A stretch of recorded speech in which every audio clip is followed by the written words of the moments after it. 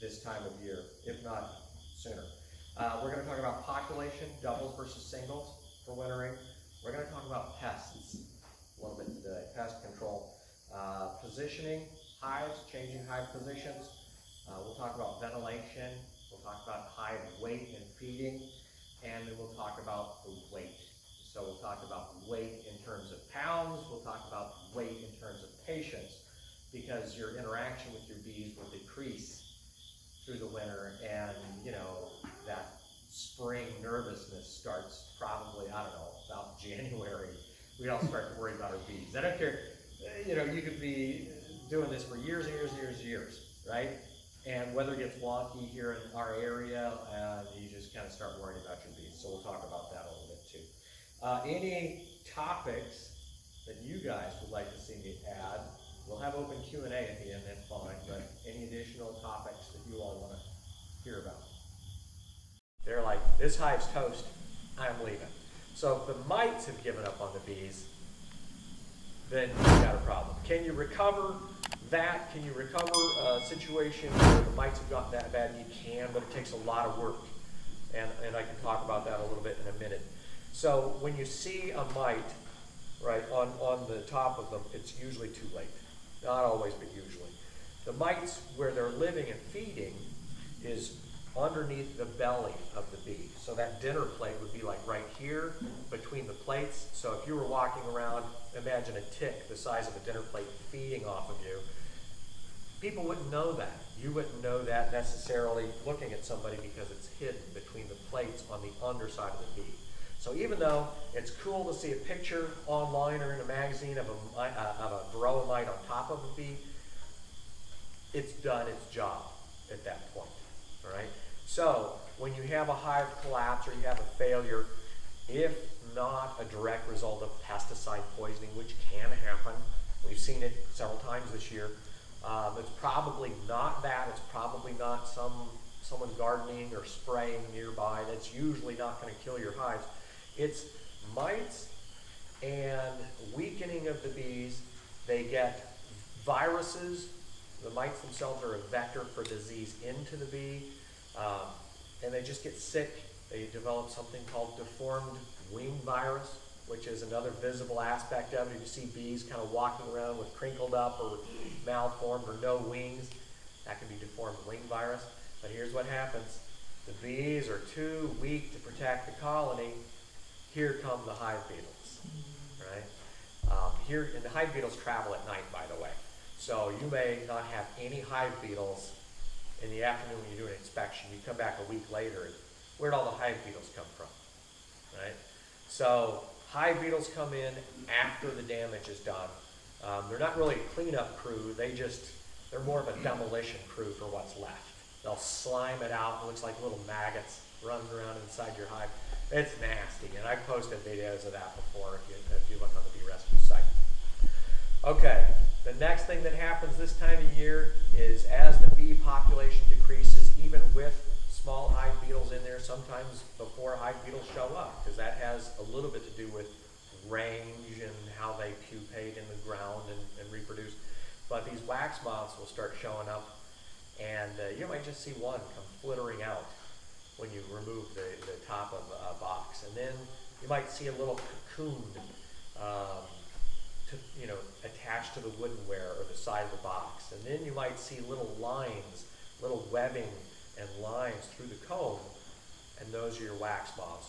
They come in as more of a cleanup crew than the small hive beetles, because they will consume the wax and everything right down to the frame. If you don't use foundation, then maybe right down to the wires. They might consume all of that. So we'll talk just a little bit about protecting the comb from those issues as part of the winterization process. But I want to make sure I stay on track here. But we started out with the population. We go back to that. Did safety. We're going to talk about population. But if your beehive population is depleted, that's when all these other diseases tend to start. Why is the population being depleted? External factors like mites. Talk more about that in a minute.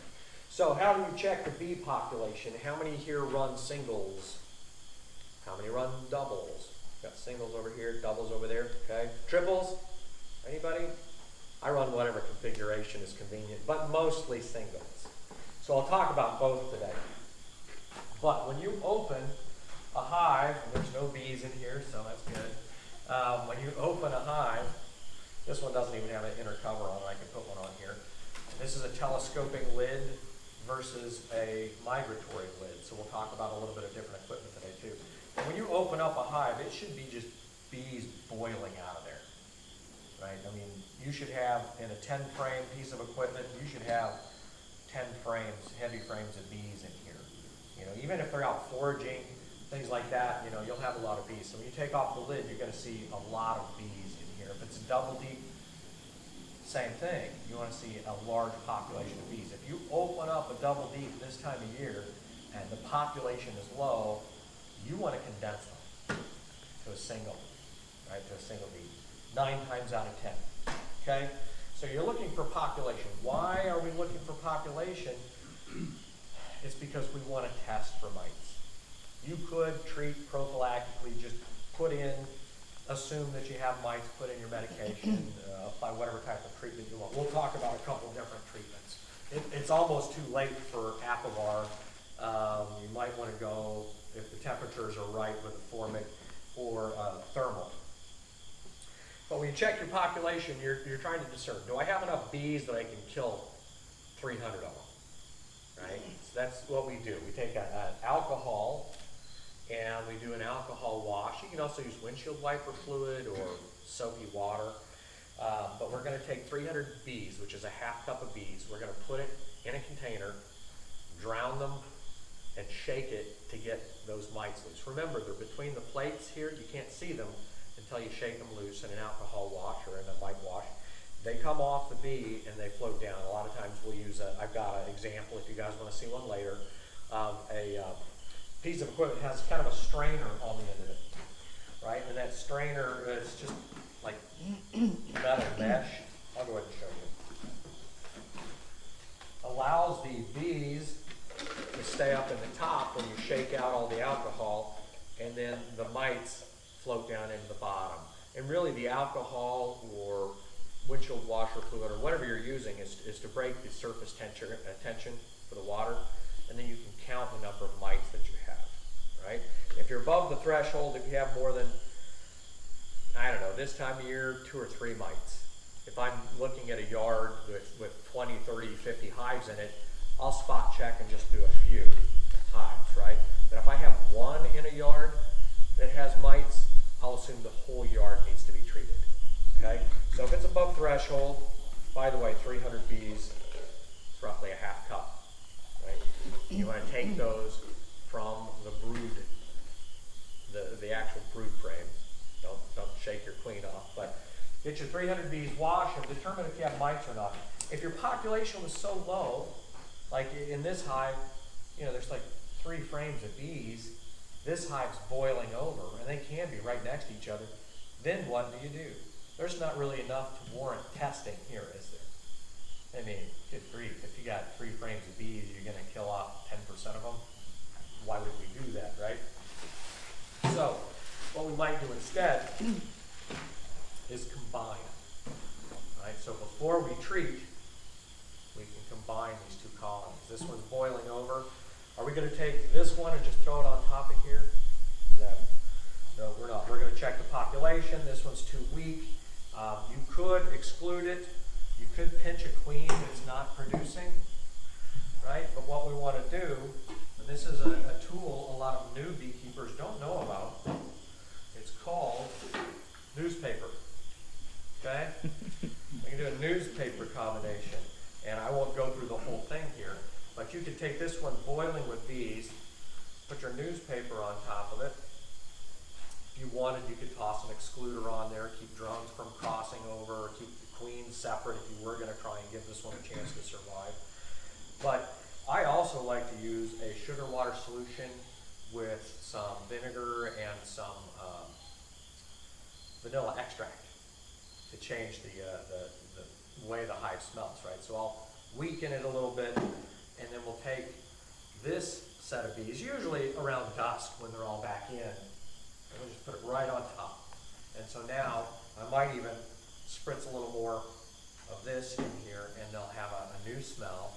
They'll chew their way through the paper, and they'll be used to the new queen at that point. So you would combine. All right, so we've checked population. We've turned a single into a double at this point. We could, if the hive, if both hives start to lose population, we could take this back down to a single again. Right? We could take this back down to a single sometime after we've combined them. Oh, the other thing that I'll show you here too, and this may go a little bit into the positioning, but if you use who uses screen bottoms? A few people. I prefer solid, but you can see I have a whole stack of screen bottoms over there if you guys want some. But when we go into winter, I like to make sure we slide the board back in underneath and just close up that vent a little bit. On a mature colony, I might not, because heat rises, and it's not that big of a deal. I've had mature colonies survive just fine without putting the board back in. But if it's a smaller colony, you want to give them as much protection as you can. You still leave that open a little bit though for air circulation, don't you? Doesn't matter. It's going to have some ventilation either way. Okay. So, okay. So Mike, I got a question. Yes, sir. So the box you put on top of that one still has a queen in it? Still has a queen in it. Still has 3 frames of bees. The only thing keeping them from having World War III is this little newspaper, right? Right. Okay. So I don't think I have one handy, but you could put a queen excluder in here, and then this queen gets stuck up here, and that queen stays down there. So then what do you do with that queen? You can either pinch her, or you can leave her alive and give her a chance to make it into the next season. Okay. There can be 2 queens even in one hive as a whole. There can be a mother-daughter queen, usually is the combination, that maybe, it's just not enough bees to take and start a new colony, so they're not going to swarm. They'll hatch and stay. Sometimes. It's a little bit rare. I've had a lot of people have that this year. A lot of my friends have found double queen hives this year. So. Mike, I'm actually doing this right now. I had one of my 2 hives swarm, took the queen, and I had 3 frames of bees left. Some were drones, so I did the same thing. I put a queen excluder because I didn't want the drones to go down. Newspaper, put the frame on top, the box on top. I took out 2 frames of drones because I didn't want them. And the only thing is the telescoping cover, I made sure there was an entrance, top entrance. I turned it around, so I didn't want any bickering amongst them before they started to combine. And today I'm actually going to take the queen excluder off because they're all going in the bottom now, all going on. If you leave the queen in the top box, how does she feed for the winter? So you're going to manage your resources. When you talk about feeding and hive weight in a few minutes, if you're combining them, you're going to want as much honey in both as possible. When you're running a deep, you want as much honey or syrup as possible in double deeps. So we'll talk about that during the feeding. If you'll bring it back up, we'll just remind you we might have 2 hives combined at one point with 2 queens, and we'll talk about that. So population and pests go together. We talk about those together. Let's talk a little bit about further managing those pests. Have you all heard of formic acid?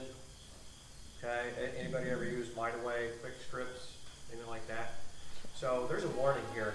I'm going to read to you. It says, danger, poison, corrosive to skin and eyes. Keep out of reach of children. All right. It's also temperature sensitive. It does work. I've seen it when the temperature range varies too much. I've seen it cook a hive to burn out a queen before. But I've also seen it really work well. So keep in mind, there's different methods of treatment. Here's another one. This one's a little bit more popular because it's very, very easy to work with. It's called Apivar. And so the Mite-Away quick strips, you'd usually put that, in the center of the brood nest, and you'd open up the package, and it just lets out the miticide, right? With the Apivar, They're little strips. They're very easy to use, and it's a longer treatment. This is a week or two in a hive, and it goes in dirt after that, so if you can't get back to it for a while, not that big of a deal. But these apple bar strips are about 40 to 45 days. You know, usually you don't get in them exactly on time unless you set a reminder. But these strips also go near the brood nest. Why are these treatments going as close to the brood nest as possible? Where the eggs and larvae are. It's where the eggs and larvae are. And under the capped brood is where those mites breed, right? And if you put this in, I'm going to tilt this up so you can see it a little bit better. If you put these in, and you know, you put them way out here, typically your resources, your honey and pollen are out this way, right? If you put them both in here, you're not getting as much coverage as you could. You could think of it as a radius around these. So you might put them at least 2 frames apart. It gives you this in the instructions. I like to put them on the edges of the brood box like this. And then if it's a double, you're going to need 2 more. And then I would put them in like that in the top. Staggering one to the other. Stagger them. Yeah. Okay? And you'll see the bees don't like it. I've got some examples around here we can find after if you want. They'll stop laying and building comb under this. It'll actually, you'll see an indentation where these were when you pull it out. But it's a very effective treatment. There's some concerns with, thanks Suze. There's some concerns with the mites, you know, getting too used to it being resistant. But I haven't seen that. Some people claim it's happening, so you might want to alternate treatment, okay? I'm going to show you one more treatment. This is kind of new and different. Some of you may have seen this before, but this can be done in a very immediate way. The ambient temperature outside needs to be about 70. Go ahead. Sorry. When you said that there's dents where you take your things out, if you were to treat again with them, do you put them back in the same spot since they're not laying there and they've already kind of ruined that area? Yeah. Okay. It doesn't ruin it per se, but I do. I move it to different frames just so to get the whole So you area. rotate them out of that normal spot. Yeah. And as you're moving and manipulating frames anyway, those frames tend to move around. So I'm more Okay. interested in where the brood nest is Yeah, okay. than I am the comb or the condition of the comb. Another thing with that is you said it's almost getting too late. What's the ideal temperatures for running those strips? I like to get them in. It's kind of hard to say exact dates with beekeeping because it's the weather patterns that tend to define it. But usually I like to see apple bar in August when it's still hot. I put mine in like, what, 3 weeks ago when we picked them up? Yeah. So, which is fine. And you can put them in right now today. In fact, I'll put some in later. But it may just take a little bit longer to dissipate. If you forget about them, I've had customers forget to take them out and leave them in all winter, and I come back and help them get started in the spring. They're still there. It's not ideal, but that may contribute to resistance more than anything else because as it gets weaker and weaker and weaker, and the mites start to show up again, it's less likely to kill the mites. So that could breed some resistance in mites that way. Okay. Mike, can you talk just a little bit about the formic acid, like what that's like when you use it? You said it was temperature dependent, right? Yeah, the formic, Gotta be cool. and I'll leave these up so you guys can take cell phone pictures of the directions on these and stuff like that. But when you order these things, you know, you might get 20 strips in a box like this, in a 10-pack box. And, you know, I mean, the thing that most people don't like about this is one of the things that people don't like about oxalic acid as well, okay? So we're talking about a corrosive, not volatile, but a corrosive compound. It'll hurt you. So you have to handle it carefully with gloves. It comes in kind of a foil pack, and you open them up, and you just set them in the middle of the brood nest on top, and then you put another deep, you know, to run a doubles down on top of it, and put another one. So if the bees crawl over it, will it kill it? The bees aren't really going to crawl over it. It's basically emitting the acid, if you will, and that's what kills the mites. They will track over it as it becomes less potent, and they'll they'll carry it around, kind of like oxalic acid gets carried around the hive, kind of like the bees moving across the apple bar helps spread it a little bit. So what if you put it on the bottom board? You can put it in the bottom board if you want. I've heard of people doing that. So again, you can, there's always room to do your own thing and experiment a little bit.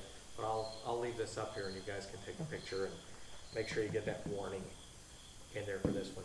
There's one other method I'm going to talk about really Eat you.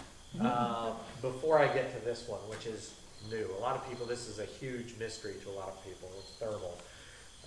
But oxalic acid, very, very popular treatment. They've got a little bit of a, they've got different ways to apply oxalic acid. And what oxalic acid is wood bleach. Okay? It's considered organic. It's an organic compound. But when you heat it, a lot of people call it oxalic acid vaporization. It's really not. It's sublimation.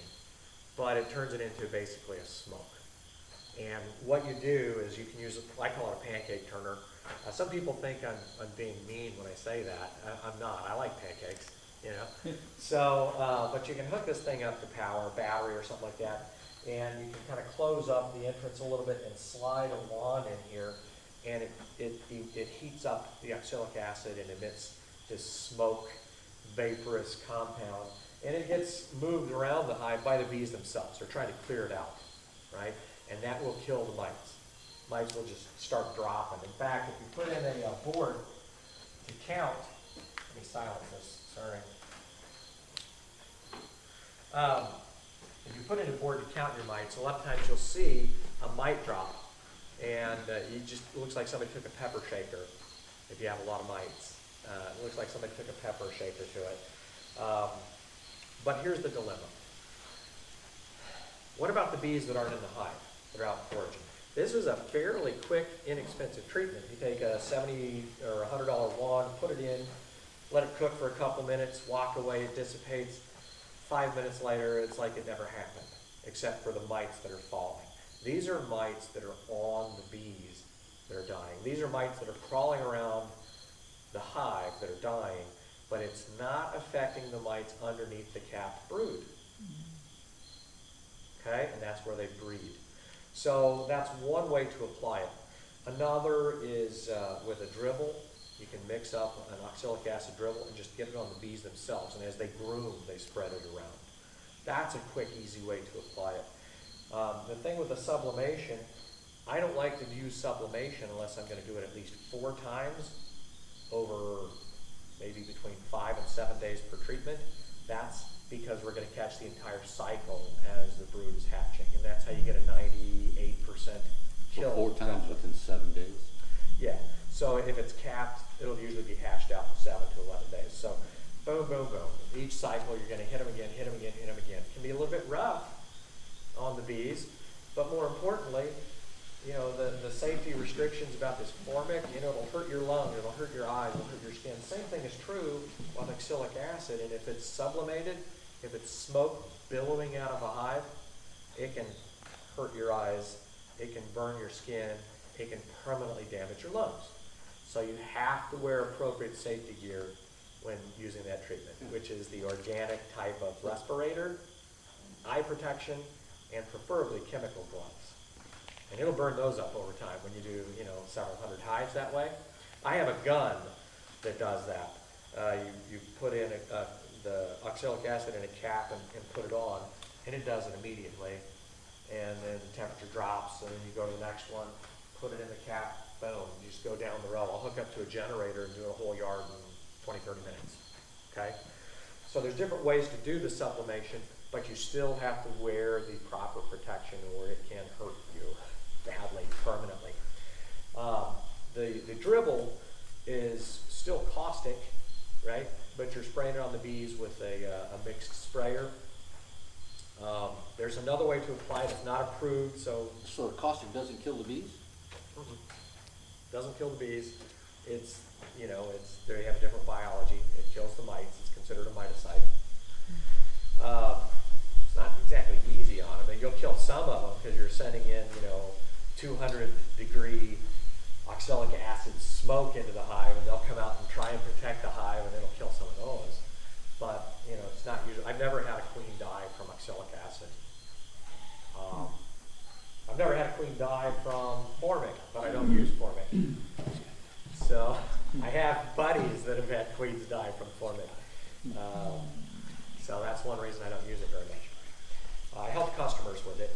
In fact, one of my customers gave me this box. I'm like, hey, I don't have any of that to show somebody. Can I have that box? Like, sure. So, so if you like to use formic, I'll help you with that as you know, as part of my services. There's one other way to use. There's actually several other ways to use oxalic acid, but one that's become popular is shop towels. Anybody seen or read about shop towel treatments? Okay, you know blue shop towels that you use for your cars and stuff? You can take that and mix it in a glycerin oxalic acid substance. You have to look for it online, make it yourself, whatever. And you take that and you put it either on the top of the frames in a double deep. That's when it's most effective that we've found. Or you may have to cut it in strips and have it drape over a couple of hives to get it down into the brood nest. And that, you know, the bees just walk around on it as they hatch and as they're tending brood, and they'll spread that oxalic acid around and kill mites that way. Most people just call it a shop floor treatment. It's actually called a, I can't remember the name of it from a scientific perspective, but it's a cellulose matrix with glycerin and oxalic acid, something like that, but they're referring to a shop towel, if you find that somewhere. So that's a way, and it's a longer term, simpler treatment in some ways, because you can have a whole roll of these towels soaked in the stuff, go put it on, go to the next one, put it on, go to the next one, put it on, go to the next one, and it functions a little bit like the Apovar in that way. The bees just chew through it and dispose of it. You'll see like little blue powder in the bottom of the hive that they've just chewed it up, and you'll see them ejected from the colony. Okay, so that's oxalic acid. Any questions about those, what you would consider the more traditional methods of mite control? What if you wait until there's no more brood in there, like late in the season, and hit it with oxalic acid? Could you get by with just one treatment there? You could, and that's when I prefer to use oxalic, so thank you for bringing me back to that. Yeah. I kind of went down the wrong path there for a second, but yeah, in winter, when they're, one of the challenges is when they're clustered, getting all the bees exposed, but when the brood is all open, or there's very, very little capped brood, you know, going into winter, that's when I'll hit a hive with oxalic, and it'll just, it really helps. It really helps, because the less mites, the less pests in your hive going into winter, the higher the likelihood of their survival. All right? If any of you are under the impression that I'm going to guarantee survival of any given colony, I don't do that. You know, but that is a great way to do it. You hit them when they're broodless, you know, boom. You hit them when they're all inside. Great way to treat them. If you get a warm day, say towards the end of the season, will the cluster kind of break up a little bit, and would that be better on a warmer day? It would. Yeah. So they'll cluster, you know, when you get down in the 40s and then get down into freezing, that's when they cluster up. On a warmer day, they'll break cluster, they'll start feeding. Usually they won't take syrup unless the syrup is at least 47 degrees or so, because it gives them hypothermia, and if they go out to get it, they probably won't make it back. If they're in the hive and they consume it, they may or may not make it back, you know, even a few frames. But so temperature is an important aspect of this. The more bees that are in when you treat, the more you're going to affect. If I'm going to do a summer treatment, I like to do it with oxalic, at least. I like to do it close to dusk, even in the dark, when the bees are in there, and you're going to get all the bees, all the phoretic mites, and then you do it again 3 or 4 more times, 5 to 7 days apart, and you catch the whole brood cycle. You're going to get the oxalic acid into the open cells. But you can wait till winter, or wait till they're broodless, or there's no capped brood, I should say. Mm-hmm. Hit them one time, and you're going to be very effective. You can even combine this with a brood break, which is considered a more natural method of treatment. guys know what a brood break is? Okay, brood break, you're basically gonna say, dear queen, we're going to keep you from laying for a while, or take out, sacrifice some brood, and so that there's no capped brood in there anymore. They have to start over. When you break that brood cycle, it's to have the brood open. You can do that treatment or not, but you can also force a swarm. All right. When people get a swarm call, they love to go out and catch swarms, and the thought is they're somehow stronger and healthier than other bees. Not necessarily the case. We'll go get swarms that are very diseased. They need help. They've got pests along the way. Sometimes the reason for them leaving their hive is because they're overwhelmed with pests, right? But that said, in a more traditional natural swarming environment, they actually heat up, right? The bees, they heat up this cluster, and heat can kill mites as well. Can also help with other things. You know, when we get a virus, we get a temperature, right? Doesn't matter whether it's the corona or the flu or whatever. When we get a virus, our temperature goes up, and that helps us fight the disease and kills the virus, right? Same thing when they swarm. Same thing when we talk about this weird contraction. Heat thermal treatment is chemical free. And I'm not going to do a long commercial for this. You can't even buy these right now. There's a backlog, so I've been renting them to people. But I'm going to tell you how it works. If you want, we can assemble it later. But essentially, it's a big plate, almost like a waterbed heater. You remember old waterbeds that have that flat heater? It's kind of like that, and you slide it in the front. You put a little sensor in the middle of the brood nest. So if it's a double deep, you have to lift the top deep and put it in there. And if it's a single, which is where it's most effective, makes sense, then you put it in the middle, put the lid back on. You put an insulator on top, and you hit a button, right? And when you have this closed up like that, there's barely enough room for bees to come and go, but it causes it to heat up the brood nest. That's what it's intended for, is to heat the brood nest faster. So when you hit this button, it'll just blink blue for a little while because it's too cold. It's not up to treatment temperature. And then when it starts blinking green, that means it's in the heat temperature range. You can either take this off or pull it back for more ventilation. Ventilation is very, very important because the bees inside there are going to work really hard to cool the hive. They're going to use oxygen about, twice the rate they normally do. So when we put on an insulating top, it has a hole in it, and that hole is offset to cause a convection inside there.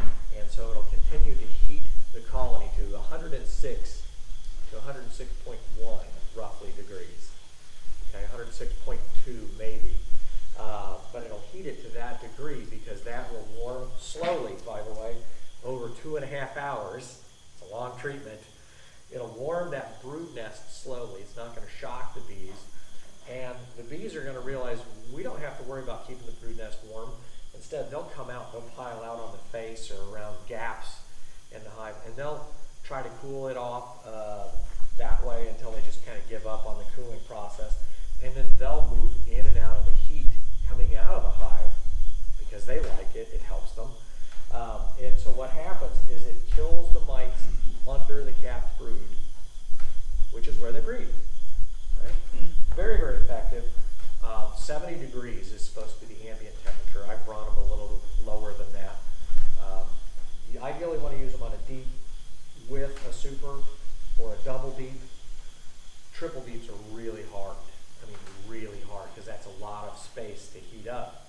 I've gotten it to work, but it sucked. Yes? How hot does it get to hive? 106 degrees. Between 106, if you see it switch from blinking green to blinking red, that means it's exceeded 106 degrees and therefore is no longer actively heating. And it'll just blink red for a while. And then when it gets back down to 106, it'll try to maintain that. So it's all computer controlled in here, and it'll do that process going from green to red, blinking. It's like a chicken incubator. Very much. and similar controls, and it'll do that for 2.5 hours, right? And by that time, there's good and bad to this. It drives me insane waiting 2.5 hours for a process to work. But I did that. When I tested these things, I was nervous about it. So I started it and watched it and watched it and watched it. But you can start it as soon as you pull this the reducer away and it's ventilated properly. Sometimes, you know, we'll have a lid on it and we'll prop the lid so it has more ventilation. You can go do something else. You can go work on another hive. You can fire up 2 of these things at once. I treated 30 colonies using 2 of these portable boards. It took me a week to do it, doing one in the morning, one at noon, and one at night. And it got to the point where I'd start it before work, go work, start at lunch, another 2 hives, go work. And I did this 3 times to get a good test for it. I had customers asking me about this. Does this work, Mike? I'll go buy one and I'll see. So it does, very effective. Now it's also kind of a double whammy treatment. Remember the other pests that come in to clean up? Sometimes we need, we have a high enough mite count that it's already failing. You've got hive beetles showing up. You've got wax moths showing up. What can we do that's not quite the nuclear option, but close? We could actually combine this treatment for an immediate kill all throughout the brood nest, right? Over the next week to 10 days, the bees sense that there's dead mites and their larva is compromised. They'll actually tear down larvae and eject the larva.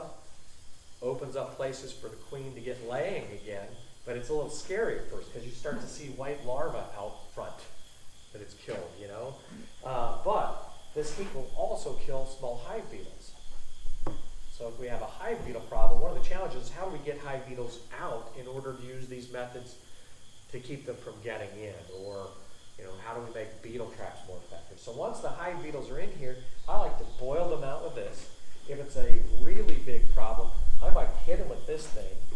Also drop in a couple of Apivar strips, and maybe even an oxalic acid treatment. It's called integrated pest management. It's rare that I have one that bad. I actually had, believe it or not, a count of 127 mites out of 300 bees. 127 mites is insane. So I hit them with about everything, and they made it. They made it through winter. It surprised me. Not only did they make it through winter, they were booming in the spring.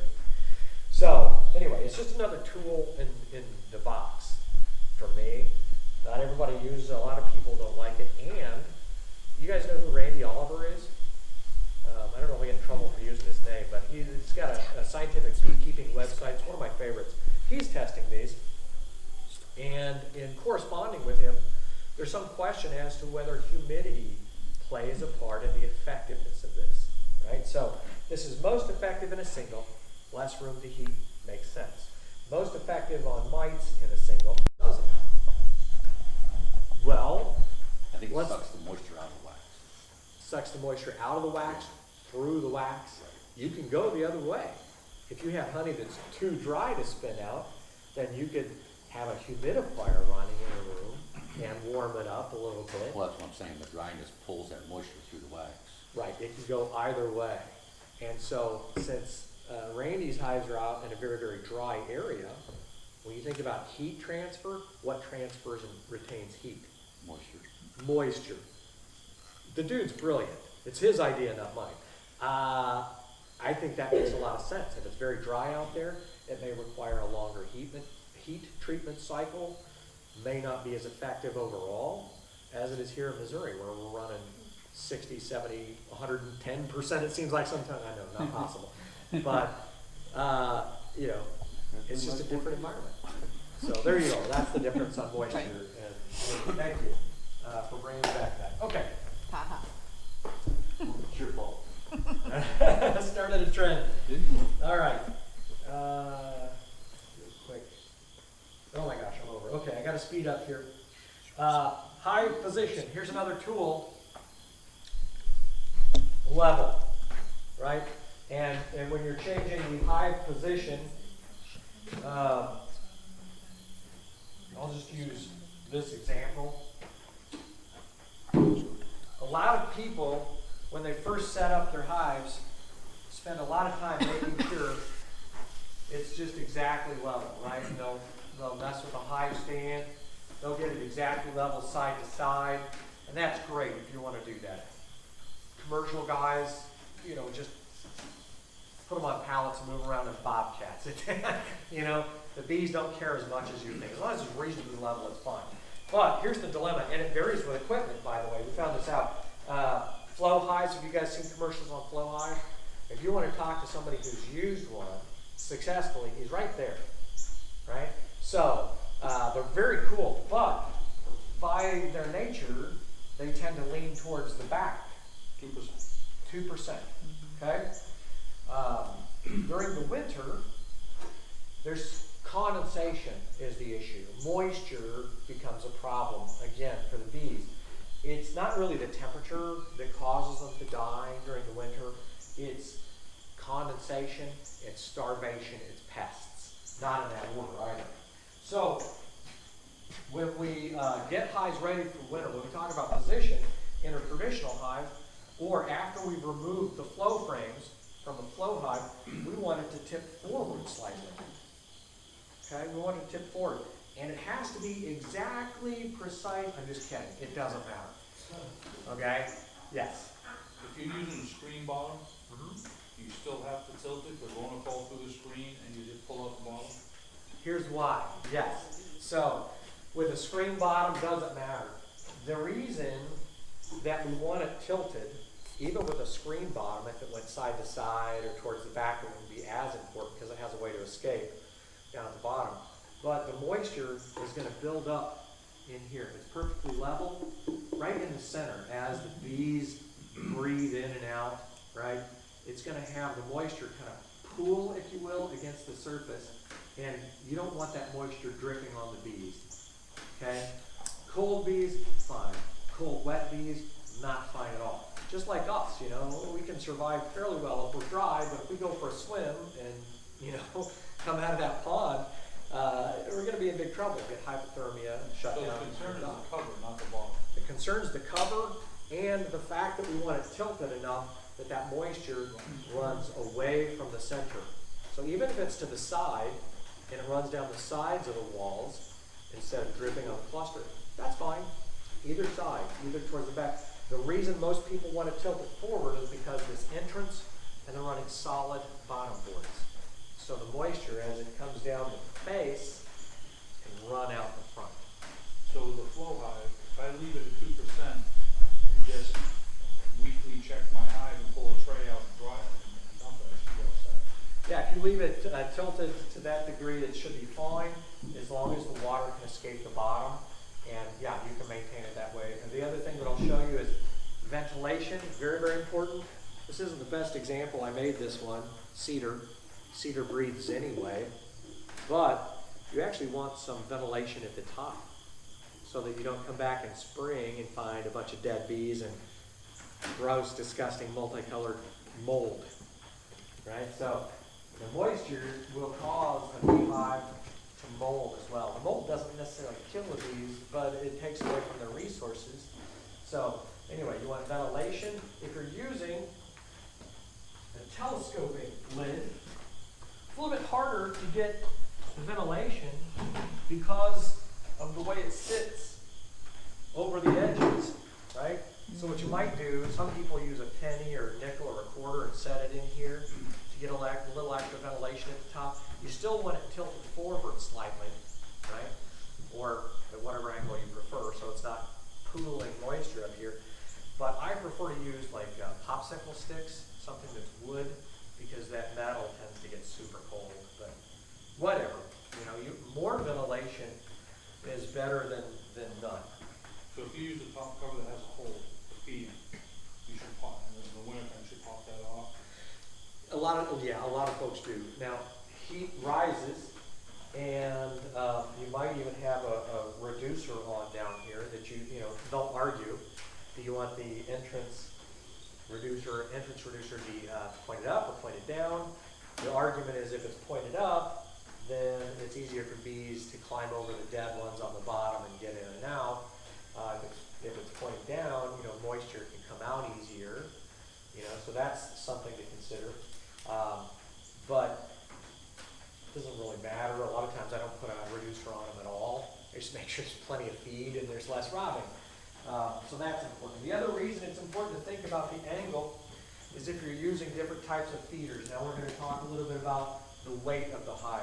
If you want to check a hive quickly during the fall or winter and you can do this, feels like it's just crepe paper in there, empty comb, problem, right?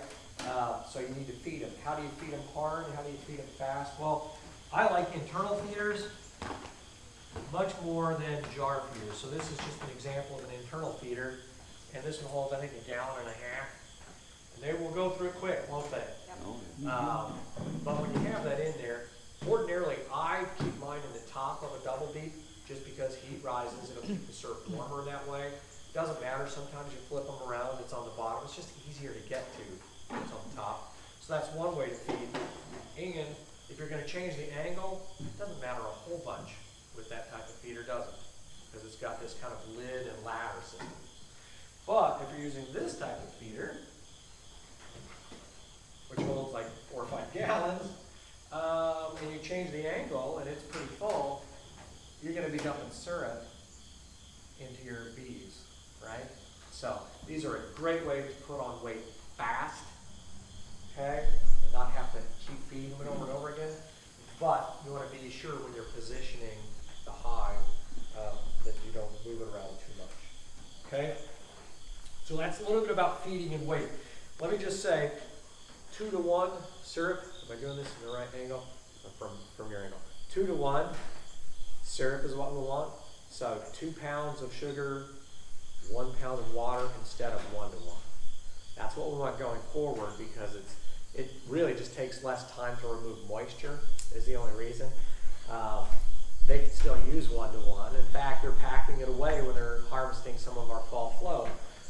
But it's just less time to cure and they're getting more sugar concentrate, more bang for the buck. Okay, that's weight, that's feeding.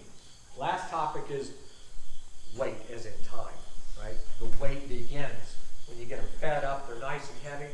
As long as the pests are controlled, they're heavy, and they've got ventilation, you may not look at them for 2 or 3 months, right? But the tendency is to want to go get into them and peek, how are they doing, tap on it.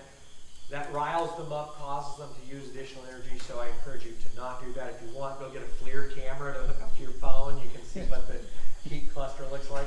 Hi, Kara. Hi there. Okay. What about a stethoscope? Or You could use a yeah, stethoscope. I've heard somebody do Yep. that, and you just look. Or between 2 frames, moving up and down, consuming, right? And eventually, they might make their way over to this side. So there's more resources over here than there are here because of their pattern of consumption. Warmer days, they break cluster and then they recluster and whatnot. So you might have a scenario where you take a look at this thing on a thermal camera, or it's 25 degrees or 40 degrees, and you want to check it. That cluster, the brood nest is over here. They're closer to the edges. It's going to be colder. What I like to do is I like to take them and center them, and I might surround them once again with syrup. At that point, are they low on resources? I might can't feed at that point with the newspaper and the sugar. One other kind of new development over the past few years has been the use of bananas as emergency feed. A lot of sugar in bananas, a lot of potassium as well. So you could even get into the spring and take a banana and just mash it over the top of the frames, and they'll consume that, and that'll actually help them brood up a little bit too. So there you go. So that's feeding, making sure they have plenty of resources. That's getting them centered. That's emergency feeding. Shouldn't have to do that ideally, but if you do, now you know how. And then you can put bananas on here that'll help them brood up in the spring as well. You say by weight, what's like a comfortable weight range? Healthy to unhealthy? Full, heavy. Like 50 pounds heavy? Almost Yeah, can't- so if you've got a Like 10 almost can't lift can't it? pick it up. Yeah, it's Okay. really. Yeah, if you've got, well, imagine two medium supers. You know how heavy those were when Yeah. those were captive. Yeah.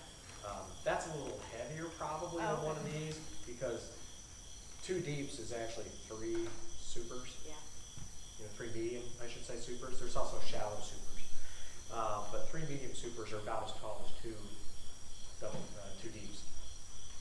You want it heavy, and you can inspect, you know, you just don't want to take your time doing it in the winter. You know, you don't want to pull out and examine a frame of brood. Oh, look, we've got it's about the size of a baseball, and there's honey around it. Meanwhile, the little broods are like little babies, and they're shivering, you know. You don't want chilled brood. So, but you can look at it and go, oh, good grief, that's light. Now, What's should going we on? have a week of, prime example of Christmas last year? Yeah. It was 70 degrees for that whole week. Uh-huh. We're in the middle of winter, roughly right there. Could we go through and do an inspection and safely not chill down the hive too much? Yeah. What I did last Christmas is I'm like, I wonder what's going on with my hive. And I went, I'm gonna lift this one. Whoa! It came right like, oh, that's light. That's way too light. So, camp feed, banana, the whole bit. Fed them, they survived. You know, I waited till the next 70-degree day, which, you know, it dropped down below freezing. And then I think in January we had another 3 or 4 days where it was in the 70s again. And I went in like, uh-oh, let's recenter this one. So, you know, you're not stuck by any means. When you have the roller coaster temperatures that we have, which is why you need local education like this from your bee clubs. I'll do a quick commercial for the MSBA. You guys know Missouri State Beekeepers Association. It's like $10 a year. Good to be a part of that. They've got a nice presentation coming up. But if you can get even more local than that, Kansas City metro area is its own deal, right? Warrensburg, similarities. Joplin, similarities. Tulsa, Oklahoma, deviates pretty heavily, but it can literally be different from one hive to the next. It can be different from one yard to the next, even a quarter mile apart. So sharing local knowledge is important.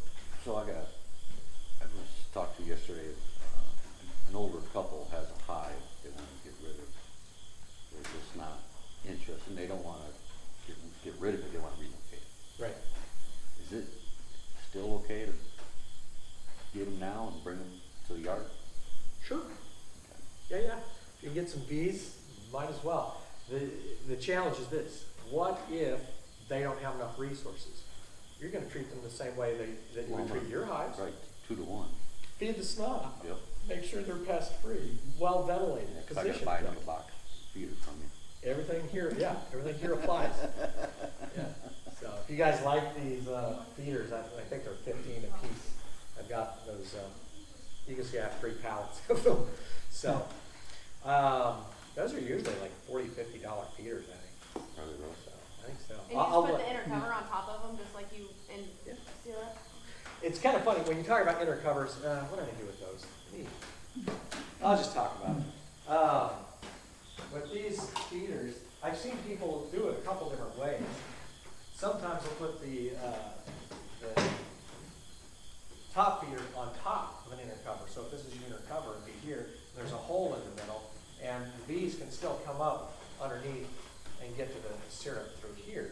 And it just kind of slows them down, makes them come up through the middle. So I've seen other people do it this way. And put the top cover on this way. Gives them more access. The bees can more readily get up and down for the whole thing. And they drink it faster.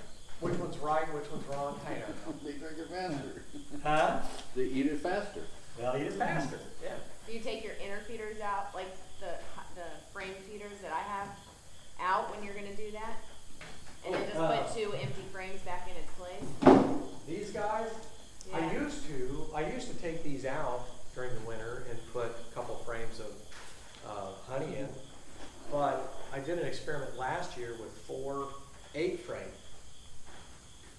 This size, I think. Yeah, 8-frame. And I left these in. They did fine. Okay. Were they full of sugar water? Filled them before winter, and I didn't really fill them much before. I did end up camp feeding a couple, but when you think about it, that's one more frame than a nuke. There's only 6 frames. This takes 2 frames. So you put this in an 8 frame, you're down to 6 frames for the bees. And you'll leave that in there with the top feeder? I didn't put a top feeder on at all. I just used these. Oh, okay. I tinker, That's all right. you know, so I just. That way, hey, we can learn it that way too, though. Yeah, it's no different than one of these with an extra frame, when you think about it, in that 8 frame, if you leave this in. And it was empty probably most of the year. I was more interested in seeing how well they overwintered in 8 frame versus 10. And I was interested in seeing how they do with a feeder in versus a feeder out. They did fine. So you're managing this cluster size, but they did fine. So, good questions. Any others? I got some 1-to-1, should about 4 gallons of it left over from the spring. It's been in my refrigerator. You think I could still use that in some way or fashion, or Smell it? just smell it? If it's bad, you'll know it. Yeah. Yeah, If it's, you'll know it. yeah. We had some go bad like in 3 days because we left it in a building like this, and it actually got the black mold specks in Oh, it. mold. And when you opened it, it really did have that like, I don't know, Fermented. It's got soury Yeah. kind It's got of. sour ferment Yeah. to it. Yeah. I was trying to figure out a way that I could make 2-to-1 out of it, but I'd just soon, if I can get them to use it up, Yeah. just use it up instead of throwing it away. Yeah. When you make your 2-to-1, I have a recipe and I'll share it with everybody. You just get some lemongrass oil, spearmint oil, and these flakes that I can't remember, I can't pronounce the stupid word. You heat it up and you make it's like, what's that stuff from, Manly? Oh, it's like Honey Bee Healthy? It's like Honey Bee Healthy. It's a Yeah. preservative. But it costs 1/10 of the cost, and I made 2-to-1, and it lasted for almost 3 weeks without any black mold. It doesn't prevent it, I guess it slows it down. Is there thymol in that as well? You know, Okay. was it refrigerated or No, just sitting on the out? hive, it stayed on the hive. Oh, okay. I had 2 hives, one ate really quickly, the other one did not, and it didn't go bad. I also put that in my spray. I don't use smoke anymore. I put like 4 tablespoons of that in a spray bottle with 1-to-1. And instead of using smoke, I'll use that spray. And the bees have to clean themselves. So you know how smoke will go away? Yeah. Well, with this, the smoke, the spray doesn't go away. They have to clean themselves. So they're busy. Yeah. They can still get mad and get you, but Oh, yeah. the spray works. They can We still get use- mad and get you with the smoke too. Yeah. Um, let's see, when you're preserving sugar, we buy premixed syrup in 275 gallon totes, right? Yeah. How much does a tote cost? It varies between, usually around $600. And that's 1-to-1? That is actually 1.73 or something like that to 1. How do you keep it from spoiling? So, I'm glad you asked.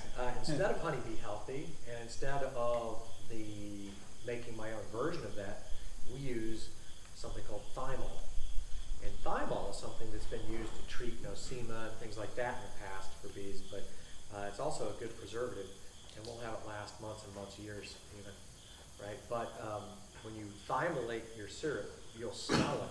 You'll smell the thymol in it. And you've got to use an emulsifier and mix it up right. Sometimes we'll add some oils to that, some, peppermint oil or spirit or whatever. Yeah, I guess I'll just stick with stern moan. I do. Well, so here's a question for you guys. I mean, I considered doing this last year, but when we get, I should say, a tote like this, it's not hard on those totes. They have a little deal to be able to open it and close it, right? Right. And so I had a few people that would ask me, like if they're on vacation, hey, will you come out with your rig and feed my hive? It takes, a minute and a half per hive to fill those internal ones, pop the lid and use a gas pump basically fill it. But would that be helpful, valuable to be able to buy a gallon or Yeah. two of syrup that isn't gonna go bad. Yeah, cause it's super hard to find sugar right now. Yeah, Is it? Yes. yes, yeah. And Hy-Vee Sam's are, Club. Really? they Yes, don't yeah, they're, stop. yeah, they out. do. No, they're not. Well, at $14 Costco, though, $14 But for for the 25 30 pounds, pound instead of bags? $8.88 at Walmart. how big are the Yeah, bags? the cheapest, They had 10s, 25s, and then they had one even bigger than that. At least one's up at Columbia and Oh. Oh, okay, we didn't go north. If you go to Okay. Hy-Vee, go to the baker, cause they get I them in didn't think 50-pound about that. bags, Yeah, and it's cheaper. I was buying it on Amazon for about $72 for a 50-pound bag. yeah. I talked to the bakery department, and they said it's $50 a bag, basically $1 a pound. How many bags do you want? I said, I want Wow. 3. That's a good idea. Um, Cause Costco's out.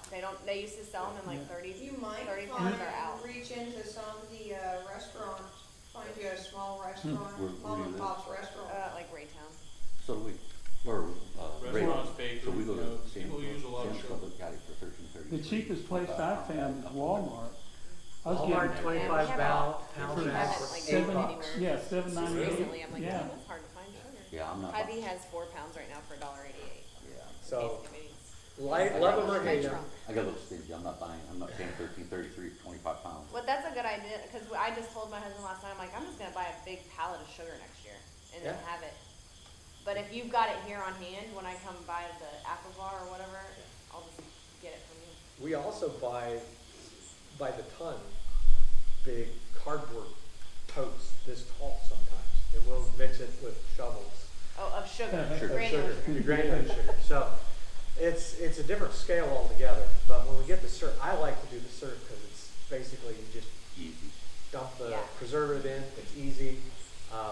You can use 1-to-1. You can add water to it to make it 1-to-1 if you wanted. Why? But $8 is what I've seen it at Walmart for the great value 25-pound bags. yeah. But since my buddy Matt is in town, I'll go in there and it'll all be gone sometimes. Yeah, And he'll send me a text, you know. But yeah, what else from a sugar perspective? Preserving it. If you think it would be useful to have it out here, I might just get a tote of it, vinylated, and just have it out here so people can come by and fill up a 5-gallon bucket of it and go, or whatever they want to do. I was going to show you guys community feeders. Oh, I use watermelon for my community feeder. yeah. Watermelon. It's interesting to watch, but I don't see. make it too big of a habit because the We've solids been can make them using- ill. We've got, so I went to the antique store. Just I like the found banana. the half-gallon jar, mason jars with the small mouth, Yeah. that the little feeders that go in the front of the hive is. But we put one up on a fence post opposite of our hive across the front yard and put it in a baking chicken water. Yeah. And then Yeah. just put like rocks in the bottom of it. Yeah. It's kind of And cool that's because worked they'll really just, well. yeah, they'll be all over it, right? So here's the thing about community feeding. Everybody loves and hates community feeding at the same time. If it's during the flow, you shouldn't be feeding at all. If you do feed just to stimulate comb building, do it internally, right? With the top or the other feeders. But if it's in the dirt and you want community feed, you can use, I use these 29-gallon tubs and cut like 2-inch holes all the way around it at the top. And I'll just dump in 5 or 10 gallons of water or syrup. You can mix it in there, but I usually pre-mix it and pour it in. And then you can put like straw on top of that floats. And the bees, it'd be kind of like, imagine you have a swimming pool margarita, right? A swimming pool size margarita, and you're in a floaty and you have a straw and you can drink your way to the bottom of the pool, right? Yep. Interesting visual, but the bees doing the same thing. They're on this floating flotsam, this pile of straw, and they just work their way down and they'll drink the syrup, and it'll just lower the whole platform, if you will, that all these bees are on. It's unbelievable how much they drink. And they'll drink it fast. When they're starving, I mean, you won't be able to see the straw. They'll just. Now, you're feeding every bee, including native bees, including your neighbor's beehive.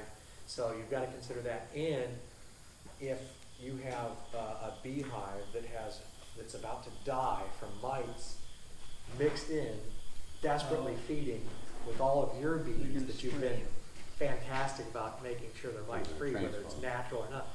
transfer is gonna happen more immediately. This is what's called a mite bomb.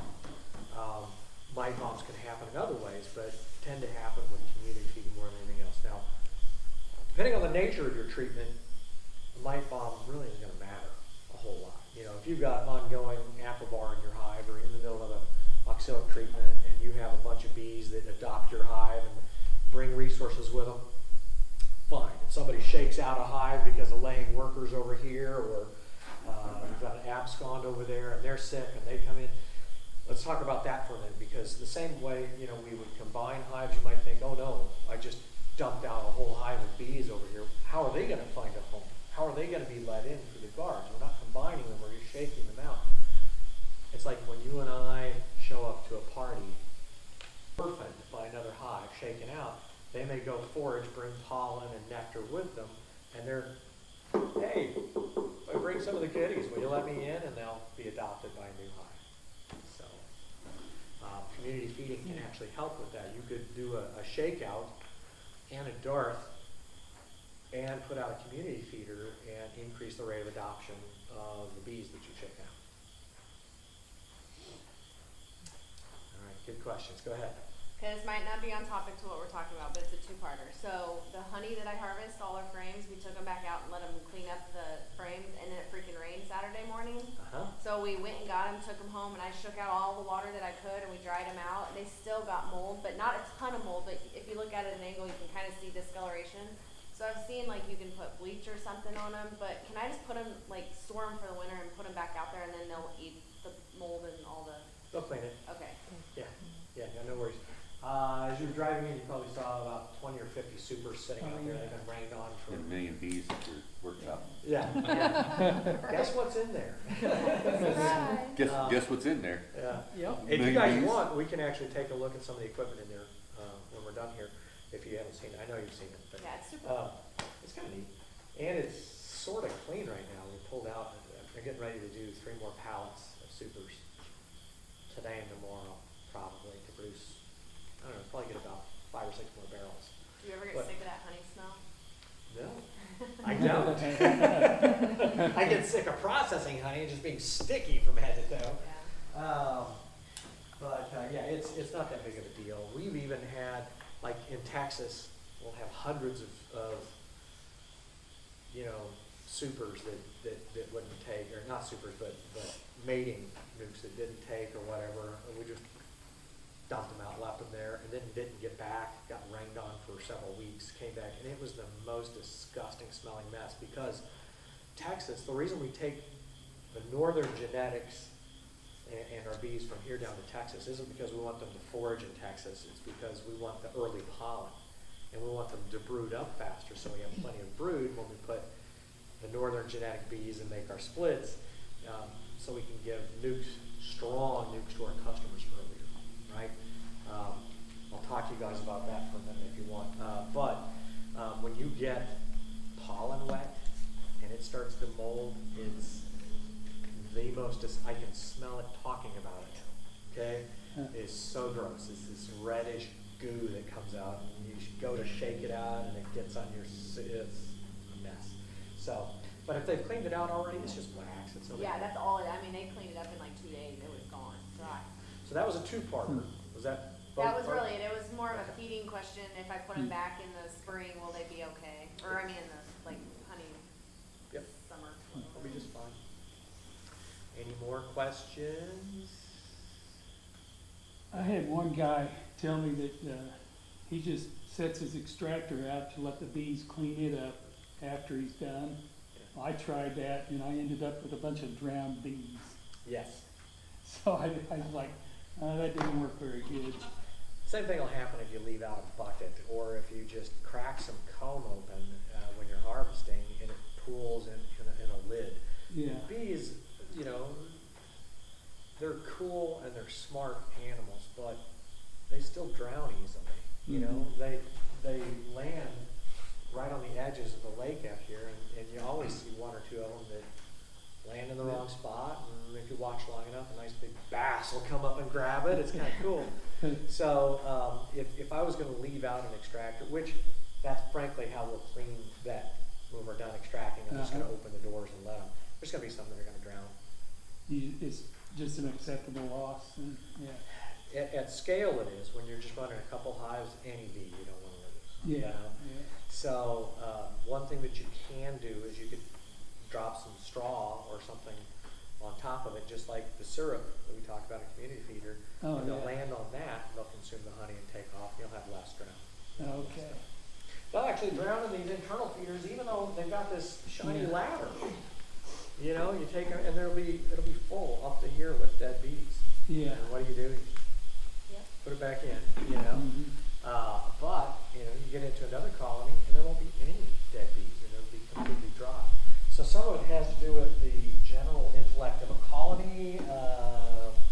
You know, you can get stampeded at a buffet, right, as a human. You get stampeded at a concert, right? So Yeah. similar things happen. I've got a water feeder, and I put some stones in it, and the bees were still drowning. Yeah. And what I did is I went to the pet store, and they had these little balls, they're about the size of a ping pong ball, and they go in their water filters, and they have little cracks in them.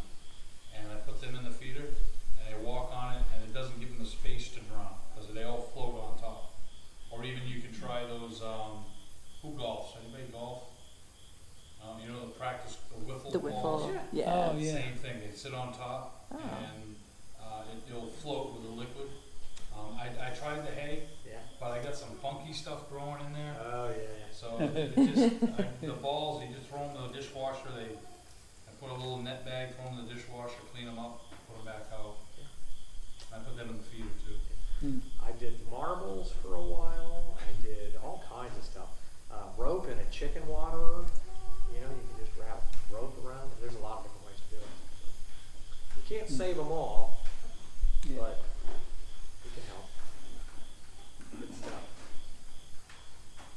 All right. I think we'll conclude this Q&A session.